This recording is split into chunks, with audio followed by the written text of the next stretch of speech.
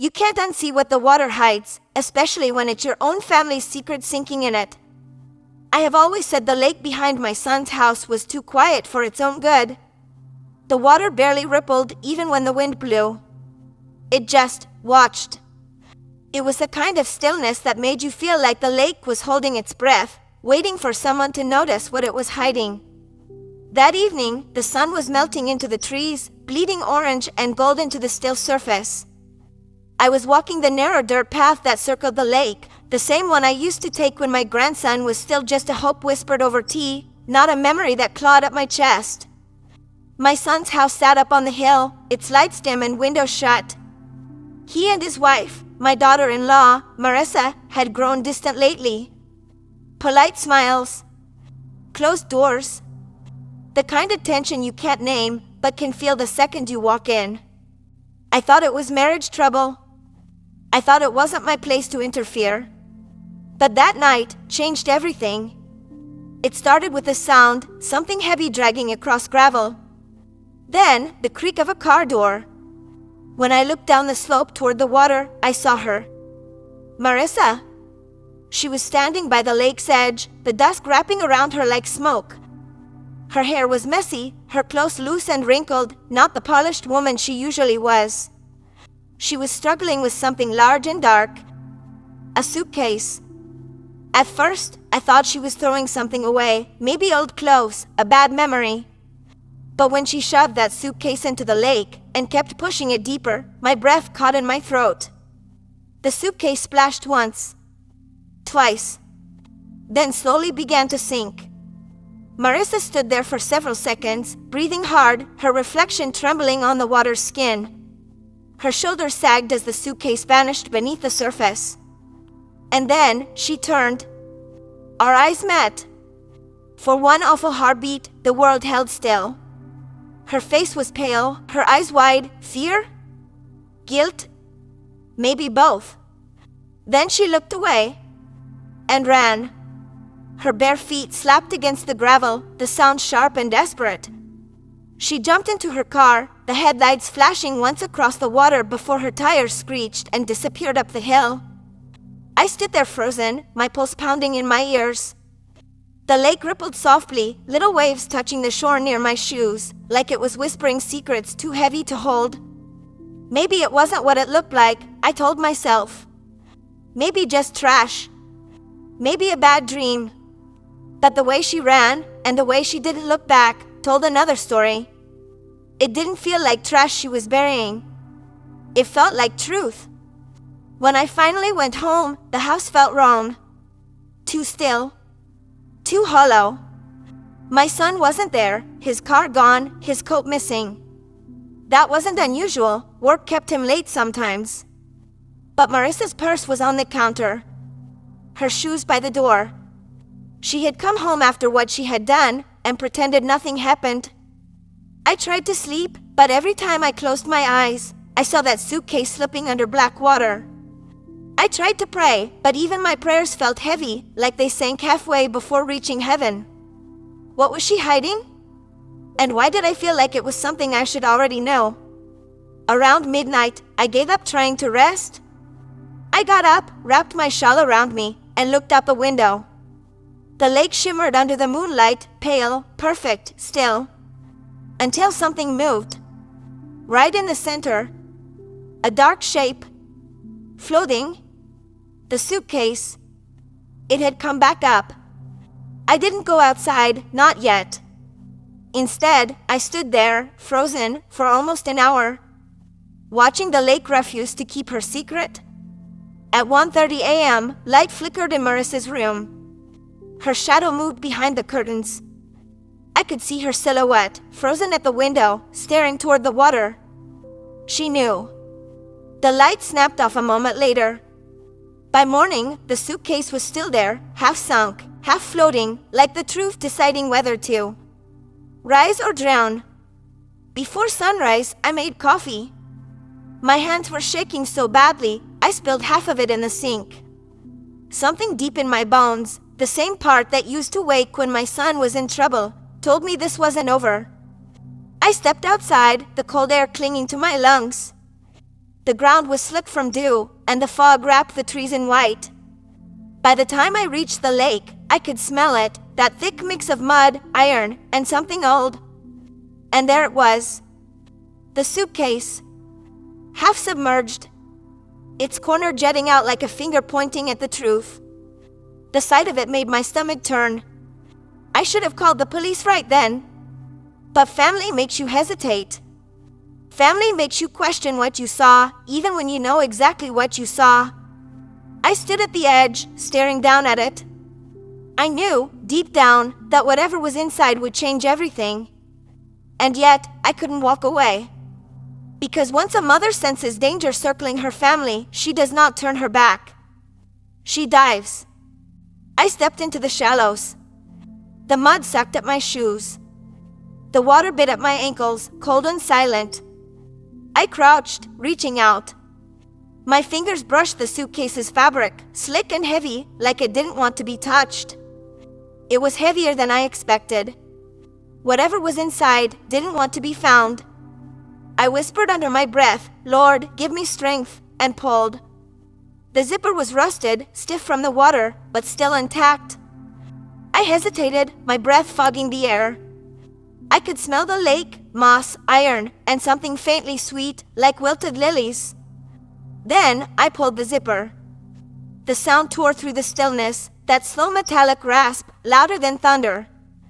Inside, baby clothes, a tiny blue onesie, a soft white blanket, a small stuffed bear, one button I'm missing, and beneath it all, a photograph. My son and Marissa, standing right by the same lake, smiling, her belly rounded with pregnancy. It was taken just weeks before she lost the baby. Or at least, that's what she told us. I sat there, my knees in the mud, the photo shaking in my hands. The morning light slid across the lake, turning the surface to gold. But to me, it looked like the color of secrets. Because now I knew. This wasn't grief. It was guilt. Something had been buried in that water long before I came here, and whatever it was, Marissa had made sure it stayed hidden. Or tried to. I looked back at the lake, still and unbothered, like it was daring me to ask what else it was keeping. The photo trembled between my fingers, wet and fading, but the faces still smiled. A light captured in sunlight. And deep down, I felt it. The truth wasn't done rising.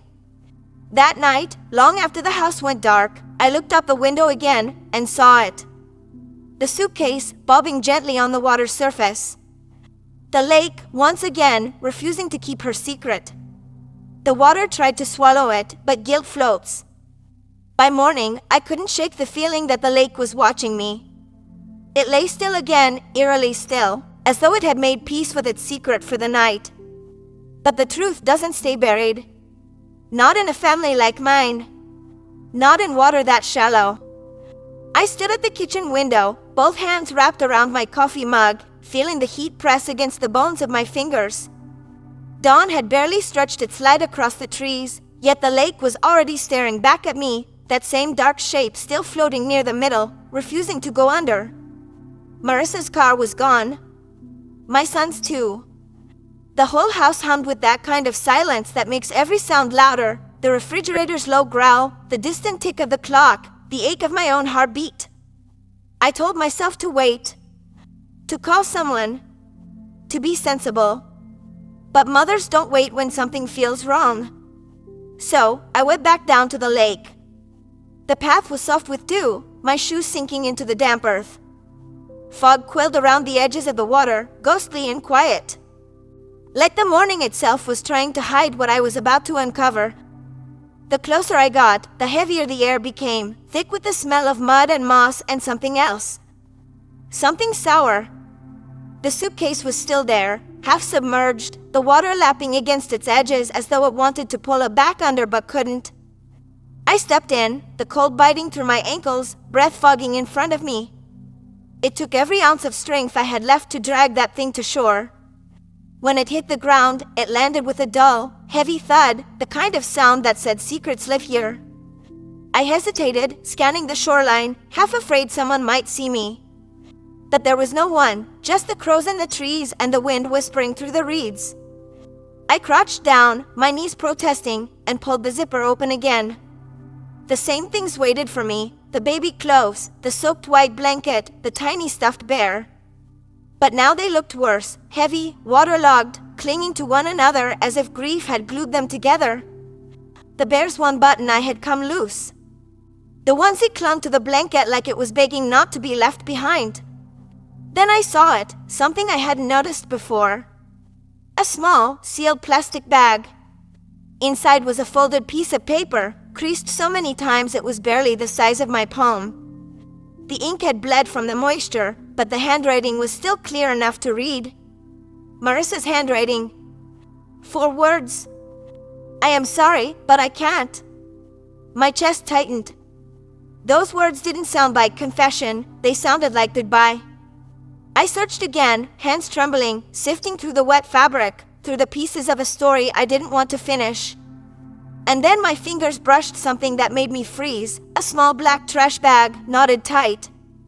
It was heavier than it should have been. And the silence around me suddenly felt sharper. Every part of me screamed to leave it alone, but my heart, stubborn as always, wouldn't listen. When I untied the knot, the smell hit me first, mildew, earth, and hospital antiseptic, faint but unmistakable. Inside were 2 hospital wristbands. One had Marissa's name.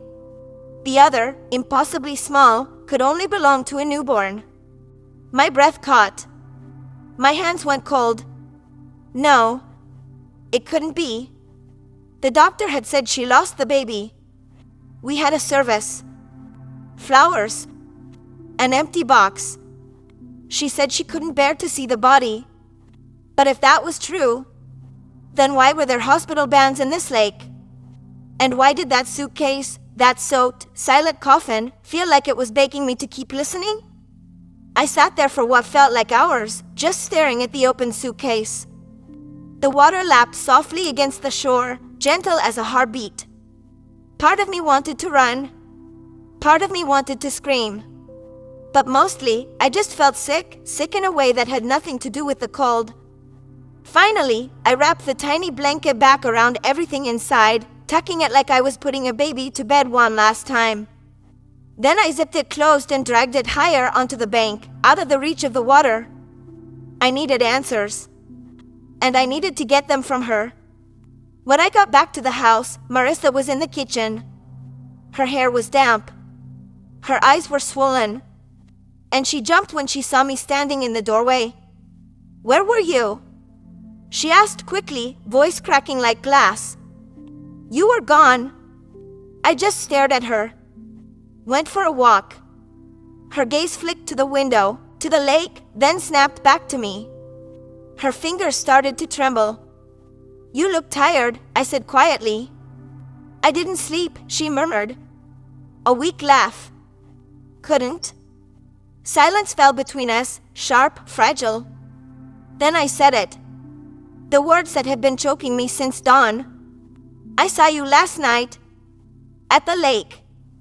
Her face drained of color. At first, she stammered, denied, tried to laugh it off. But the moment I said suitcase, her mask broke. Her knees gave out, and she caught herself on the counter, sobbing. I wanted to hold her, I really did, but something deep inside me held me back. Because I didn't know why she was crying. Was it remorse or fear? When she finally looked up, her voice came out in a whisper. "I didn't mean for it to go that way," she said. "I just wanted it to stop haunting me." "What did you put in there, Marissa?" I asked. She shook her head. "You don't want to know." But I already did. I had seen enough to know something inside that lake didn't belong there, something that once had a name. Later, when my son came home, she was normal again. Or tried to be. She cooked. Laughed. Pretended nothing had happened. But her hands, they wouldn't stop shaking. She dropped the plate and burst into tears before he could even ask what was wrong. He wrapped his arms around her, worried and confused. And I stood there, silent, watching. Because how could I tell him? What if I was wrong? What if my fear was just grief, turning shadows into monsters? I was almost ready to believe that until I saw it. Her bracelet, a hospital band, the kind they put on newborns, peeking from beneath her sleeve. And the name written on it wasn't hers. That night, I couldn't eat, couldn't sleep. The air felt too heavy to breathe. I went to the window again, drawn like something in the dark was calling me back. The lake was still, black. But under the moonlight, I saw movement, small ripples gliding across the surface. And then I realized the suitcase was gone. I ran outside barefoot, the cold earth biting my skin, the grass slick beneath my feet. I scanned the waterline, the reeds, the rocks, nothing. But then I saw it. A trail. Wet, muddy footprints leading from the lake up toward the house. I followed them, heart pounding, until they stopped right at the back door, the one Marissa used every morning. And there, half buried in the doormat, was something small and pink. A baby's mitten. The same one that had been in the suitcase. She freezes, recognizing the baby blanket. She made it herself long ago for the grandchild she never got to hold. They say grief has a sound, but sometimes it's the silence that screams louder. The lake looked peaceful that morning. Too peaceful. Like the water was pretending nothing had happened there. But I knew better. Water doesn't forget. It keeps its secrets beneath the surface, waiting for someone foolish enough to remember. I had not slept at all. Every time I shut my eyes, I saw her, Lisa, standing at the edge of that lake in the moonlight, her trembling hands pushing the suitcase down as the ripples spread out like guilt made visible. By sunrise, I had made my choice. Not the police. Not yet. I needed to know why she did it. And what, or who, Shed tried to bury. When I reached their house, the world felt wrong. The curtains were open, sunlight pouring in, but the air inside was still, heavy. The front door was locked, yet the scent of bleach seeped through the cracks. Bleach and something else. Something sharp. Something metallic. I knocked once. Twice. Lisa? No answer. I tried the handle again, nothing. Then I called her name. Lisa. And from somewhere upstairs, faint but real, came a sound. A cry. Not loud, more like a whimper swallowed by walls. My blood froze. That sound shouldn't exist. Not after what I saw last night. But my feet started moving before my mind could stop them. Step by step, I climbed the stairs. Each one groaned like it wanted to warn me. The closer I got, the clearer the sound became, a muffled sob, half baby's cry, half whisper. Not steady, broken. Like something caught between life and memory. At the end of the hallway, a door was open just a crack. Light flickered inside, the unsteady kind that candles make. My heart thudded as I pushed it open. And there she was. Lisa. On the floor. Kneeling. Surrounded by toys. Her hands were pressed tight to her ears, shoulders trembling. She rocked back and forth, whispering something too. Soft to catch. Tears streaked her face, her hair a wild halo of grief. Beside her, a tiny baby blanket lay folded, the same one I saw packed in the suitcase. Lisa, I whispered. What are you doing? She didn't react. Just kept whispering faster. I took a step closer. Then her head snapped up. Her eyes, God, those eyes, they were not just crying, they were hollow. Like someone had scooped the life out of her and left only the echo behind. Do you hear it? She asked. Her voice cracked like thin glass. Hear what? I asked softly. The crying. I froze. She turned toward the corner of the room. It was empty, except for a rocking chair. And it was moving. Slowly, gently. Back and forth. I had not touched it.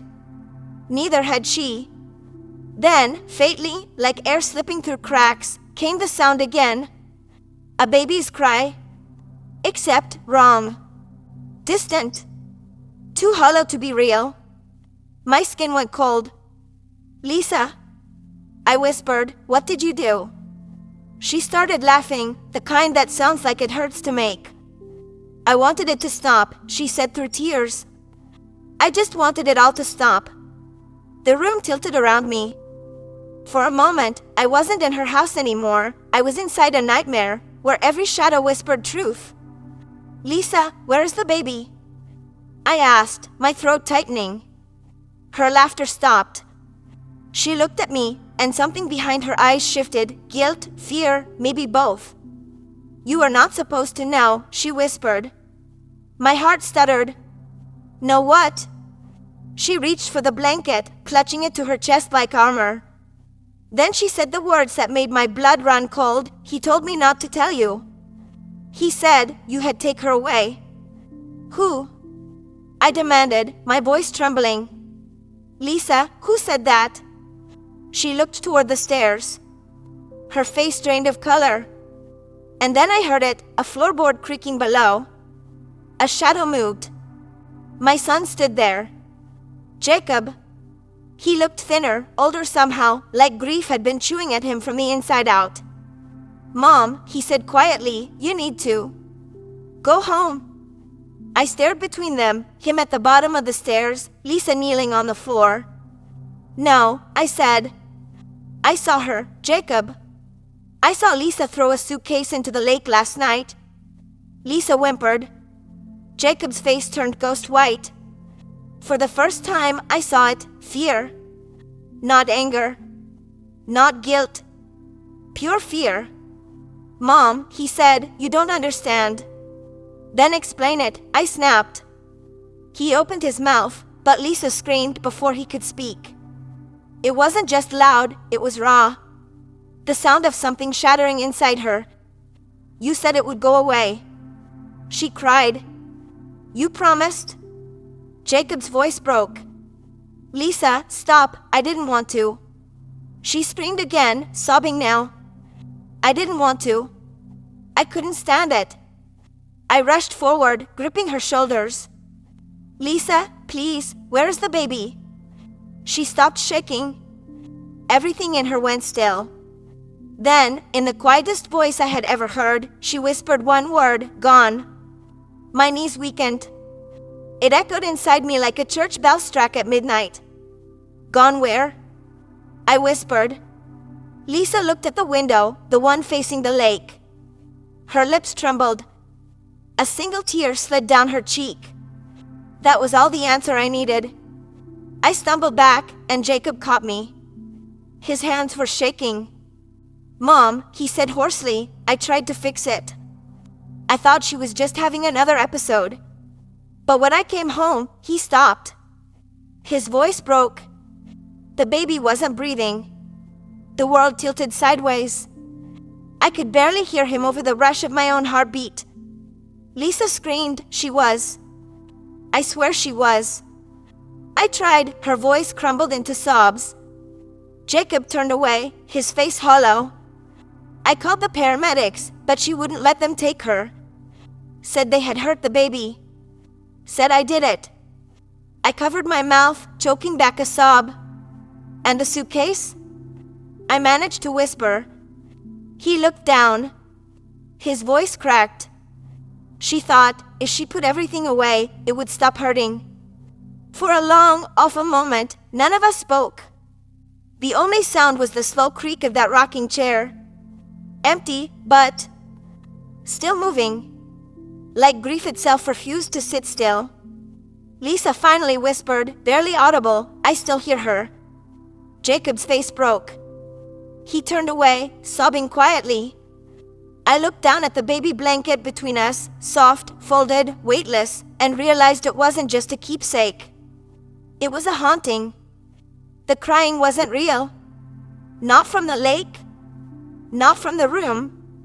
It was from them. From the guilt. from the grief that festers when love has nowhere left to go. That night, I sat alone on my porch. The wind from the lake brushed against the trees like whispers too faint to understand. And I thought about that sound, that cry that wasn't there. It wasn't a baby's voice at all. It was the echo of love refusing to die quietly. I knew the story wasn't over. Not yet. Because lakes don't just hide secrets, they bring them back when you least expect. I thought I had seen the worst at that lake, but what surfaced next would make me wish I'd never looked. They say the dead tell no tales, but sometimes what's buried finds a way to speak. The days after that morning stretched long and heavy. Even the air inside the house felt thicker, like grief had weight. Lisa stayed locked in her room. No footsteps, no voice, just silence pressed against the walls. My son, Jacob, barely spoke either. Every day, he'd sit on the porch with his head in his hands, eyes fixed on the lake like it owed him an answer. And me? I couldn't stop hearing that sound, the phantom cry. Even when the house was still, that lingered beneath the quiet. A whisper under the floorboards. A sigh beneath the rain. I told myself it was only grief and echo left behind. But deep down, I knew better. The dead don't rest easy when the living keep lying to themselves. 3 days later, the rain came. Not the soft kind that blesses the earth, no. This was the kind that punished. The kind that made the sky feel angry. It poured from morning until noon, turning the ground to mud and the lake into a mirror of gray glass. The reeds bowed low, the water lapping at the old dock like it was remembering something. That's when the call came.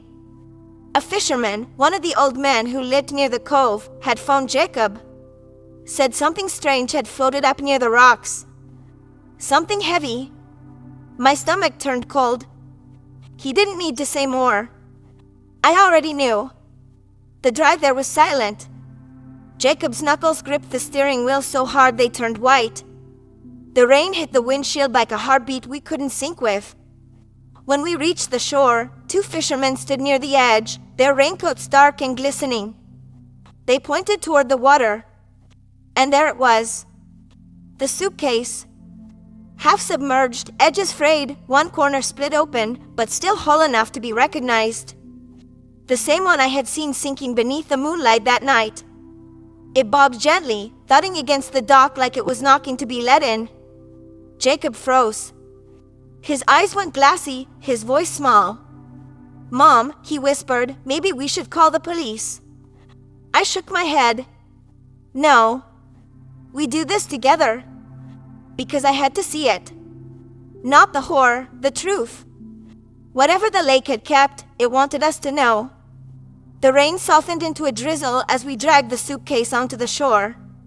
Mud clung to our boots, sucking at every step. The air smelled like iron and rot. Jacob knelt beside it, his fingers trembling. The latch was rusted, swollen from the water. He looked up. "Are you sure?" "I have already seen too much not to be," I said. He pulled hard. The latch snapped. And slowly, the suitcase opened.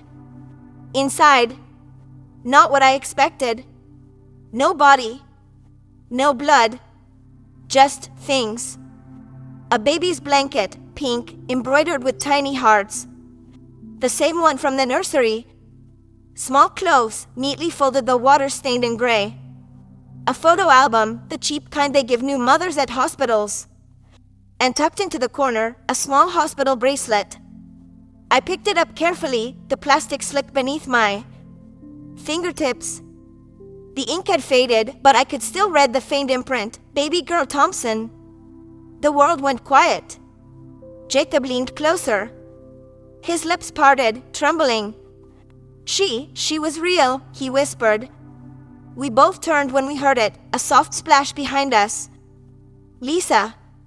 She was standing near the trees, drenched, her hair plastered to her face. Her eyes found the suitcase immediately. For a heartbeat, she didn't move. Then she stepped forward, her voice barely a breath. "You found her." Jacob rose quickly.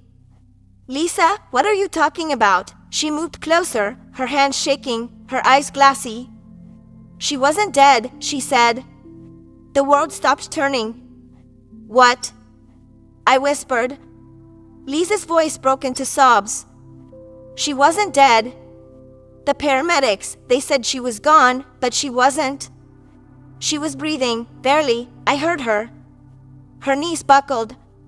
She dropped beside the suitcase, clutching the soaked blanket to her chest. "I couldn't let them take her," she cried. "They said it was over, but I saw her chest move. I thought if I hid her things, if I said goodbye my own way, maybe she'd find peace." Jacob knelt beside her, desperate. "Lisa, where is the baby now? Please tell me she is okay." Lisa looked at him with hollow eyes. "She was taken." "Taken?" Jacob repeated, his voice rising. Lisa nodded. "The night you left, they came back. The people from the hospital. They said she needed care, that she might live. That they didn't tell me where. They just took her." Her words hit me like a storm surge. "The hospital. The baby. Alive." The suitcase wasn't a coffin. It was a message.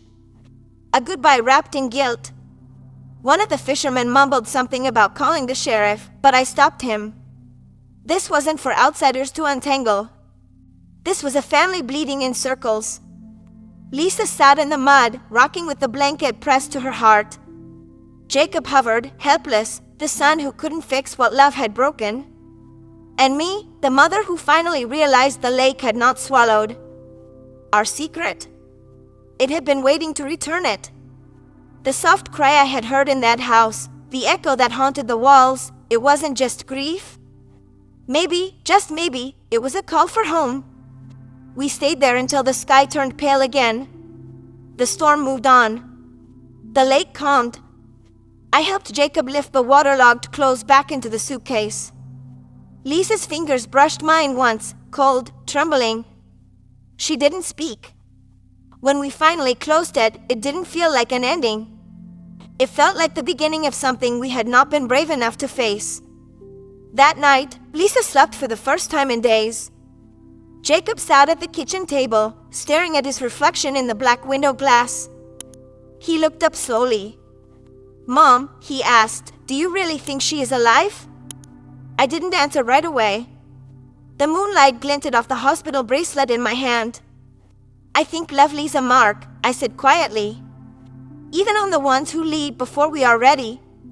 He swallowed hard, looking away. I just wish I could hear her cry again. I stared into the night, toward the lake glimmering under the moon. "I think," I whispered, "maybe you already did." Later, when the house finally felt quiet, I sat alone in my room. The hospital bracelet lay on my nightstand. The fate letters, "Baby Girl Thompson," shimmered under the lamp. If Lisa was right, someone knew. Someone from that hospital. Someone who could tell me where she was. And I wasn't going to stop until I found her. Because I wasn't just a mother anymore. I was a grandmother, and my granddaughter had been erased, then reborn in rumor. She wasn't gone. She had simply been taken out of our story. The suitcase didn't hold a secret, I whispered to the dark. It held a promise. And promises, no matter how deep you bury them, always find their way back to the surface. I thought the lake had spoken its last word, but the next call I got would make me realize the truth was only just beginning to rise. I went, looking for the dead, and found the living instead. I didn't sleep that night. How could I? The rain had stopped, but the storm had not. It was sitting right there, inside me, rolling, turning, whispering my granddaughter's name. The name I didn't even know yet. The bracelet still lay on my bedside table, catching the moonlight. Baby Girl Thompson. So close, yet so far. At dawn, I brewed coffee I didn't drink and watched the fog crawl over the lake. Lisa had not come out of her room. Jacob was pacing, running his fingers through his hair the way he used to when he was a boy, when guilt sat heavy on his chest. When I finally spoke, my voice sounded calmer than it had any right to. "Jacob," I said, "we need to go back to the hospital." He froze mid-step. "After what she said last night?" "Yes. If Lisa's telling the truth, if they took that baby, then someone there knows why." He didn't answer at first, just stared at her closed door. Then he nodded, slowly, reluctantly. Like a man stepping back into the fire he thought he had escaped. By noon, we were standing in that same sterile hallway, the place where life had once begun and ended. Or so we had believed. Lisa had given birth here 2 weeks ago. Her discharge note was still fresh, the ink not even faded. The nurse at the counter looked up with a practiced smile until she recognized Jacob. Then the color drained from her face. "Mr. Thompson, you are back." Her tone changed, polite but wary. Jacob's voice was tight. "We need answers about my daughter. About what happened after delivery." Her eyes flicked toward the corridor. "I'll get Dr. Patel." We waited. The clock ticked loud enough to drown out my heartbeat. Then he appeared, Dr. Patel. Same white coat. Same calm face. But something was different now, a tremor in his eyes, a flicker of guilt. "Mr. and Mrs. Thompson," he began, then paused when he noticed Lisa wasn't with us. "Where is your wife?" "At home," Jacob said flatly. "Tell us the truth. Was the baby really gone when you said she was?" The doctor sighed, the kind that comes before confession. "I am afraid there was confusion," he said carefully. "Your daughter was born premature. No heartbeat at first. We tried to resuscitate her, but..." I interrupted. He looked at me then, and something in his gaze broke. There was a pulse. Weak, but there. We transferred her to neonatal intensive care. Jacob blinked as if his mind refused to process the words. "Then why," he said hoarsely, "did you tell my wife she died?" Dr. Patel rubbed his temples. "By the time we confirmed her survival, your wife had already left. She refused to sign the follow-up documents. We tried to reach her, but she never answered." My breath caught. So it was true. Lisa had fled before she ever knew her baby had lived. Dr. Patel's voice softened. She was later moved to another facility for neonatal care. She is alive, but fragile. She needed oxygen support. Jacob gripped the counter. "Where?" The doctor hesitated, then said the words that would change everything. "She is at St. Mary's Children's Center. Just an hour away. Alive. Our baby was alive." Jacob collapsed into a chair, burying his face in his hands. When he looked up again, his eyes were shining with something between agony and relief. "She thought she killed our baby," he whispered. "She buried her guilt in that suitcase." "And you buried your anger," I said softly. "Now it's time we dig both back up."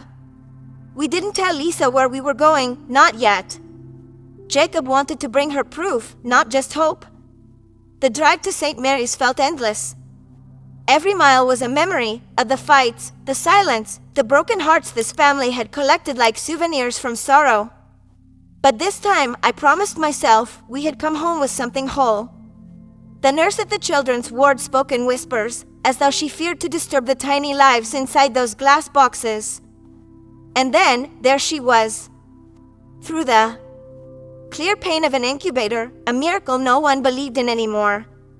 Tiny fingers curled around nothing, her chest rising and falling with machine-assisted breaths. Her skin was pale, but her heartbeat, steady, stubborn, filled the quiet room. Jacob pressed his hand against the glass.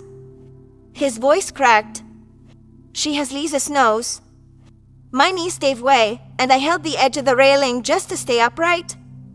I wanted to hold her, to tell her she was never forgotten, that her grandmother had followed a ghost whisper through rain and lake water just to find her heartbeat. But all I could manage was a whisper, "You made it, little one. You floated back." The nurse handed Jacob a clipboard. He signed through tears, each stroke trembling but determined. When he looked at me, his face had softened in a way I had not seen in years. "Mom," he said, voice breaking, "you were right.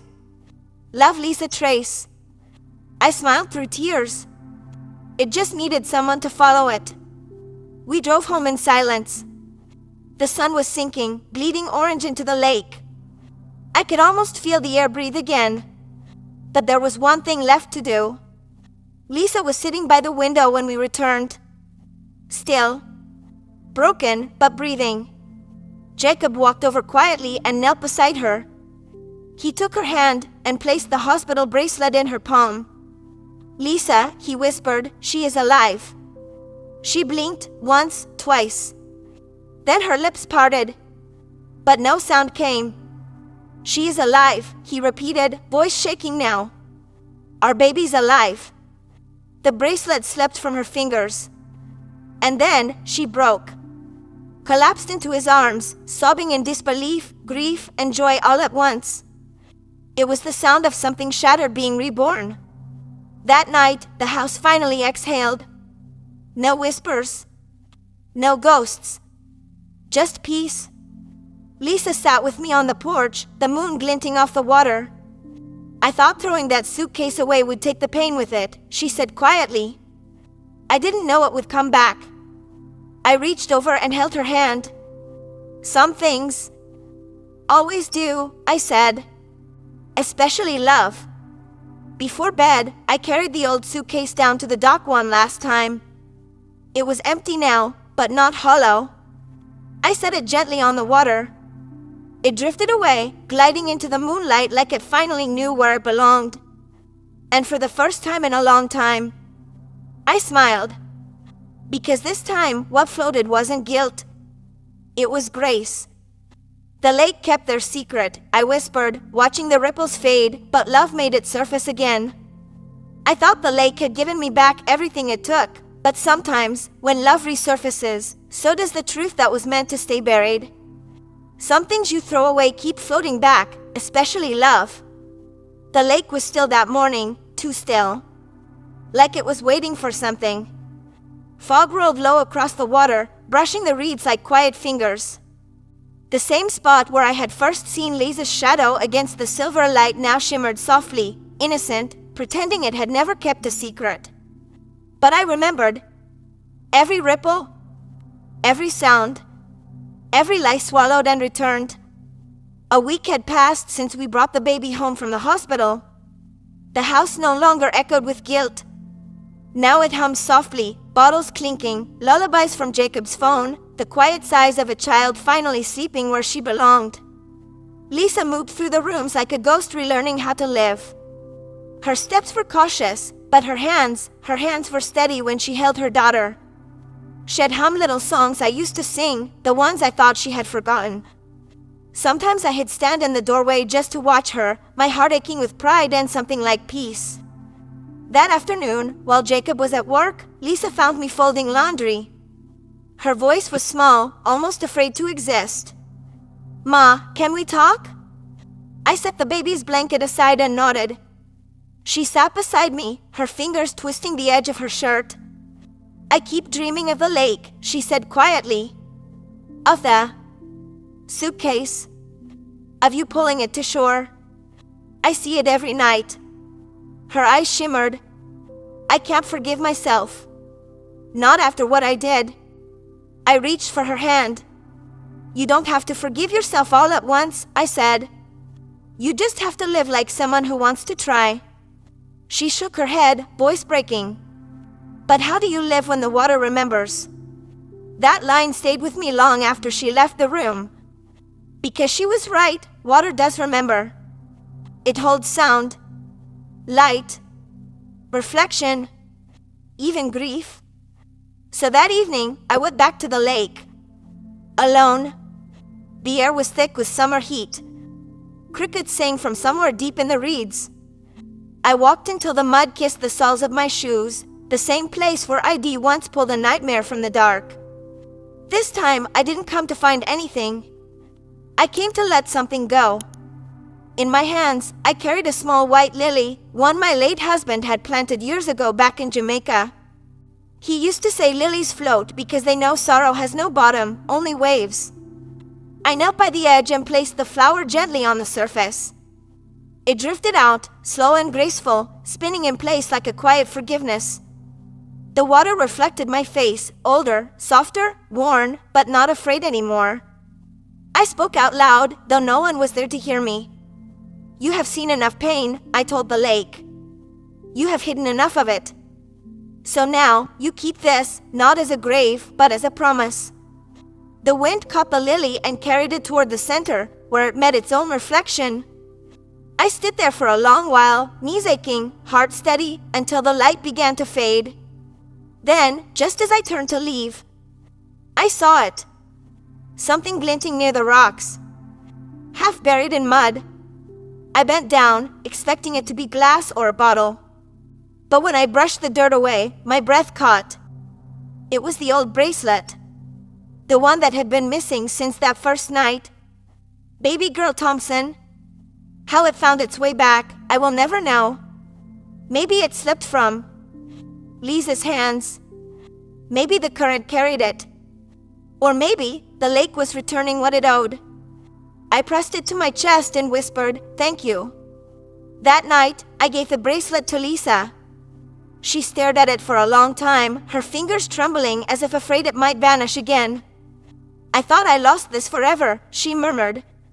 "You didn't lose it," I said softly. "You just had to be ready to find it again." Tears filled her eyes. Then she did something that broke me in the gentlest way. She slipped the bracelet around her baby's wrist. "She'll never forget where she came from," Lisa whispered. "Or who brought her back." A few days later, I started packing my bags. Not because I was leaving out of grief, but because my part of the story was done. Jacob protested, "Of course." "Ma, you don't have to go. We have plenty of room now." I smiled. "Sweetheart," I said, "I didn't come to stay. I came to make sure what needed to surface did." He hugged me tight, tighter than he had in years. And for a moment, I felt the little boy he once was, all scraped knees and open arms. At the airport, Lisa held me just as tightly. Her voice trembled. "Thank you for not giving up on me." I smiled through tears. Mothers don't give up. We just wait for the water to clear. The plane lifted off at sunset. From my window, the lake shimmered like a silver scar in the earth, quiet now, as if it had finally made peace with its reflection. From up there, it didn't look like a place that had held secrets. It looked like a mirror. And in that mirror, I saw the truth I had always known. The truth can sink, but it never stays buried. Back home in Jamaica, I placed a small photograph on my mantle, the baby's tiny hand curled around Lisa's finger. Beside it, I set another white lily in a glass bowl of water. And every night, I light a candle beside it, the flame trembling like a heartbeat that refuses to fade. They said love drowns easily, I whispered to myself, but they were wrong. Love floats. Even when it's heavy. Even when it hurts. The lake kept its silence. The house across the ocean healed. And somewhere in the rhythm of water and wind, I finally understood nothing truly disappears. Not the lost. Not the truth. Not even the things we thought we had thrown away. The suitcase may have sunk, but what was inside refused to die. Because love, the real kind, doesn't vanish under weight. It rises again and again like a breath breaking the surface. They thought the lake could keep their secret, but it turns out the only thing that wouldn't sink was love itself.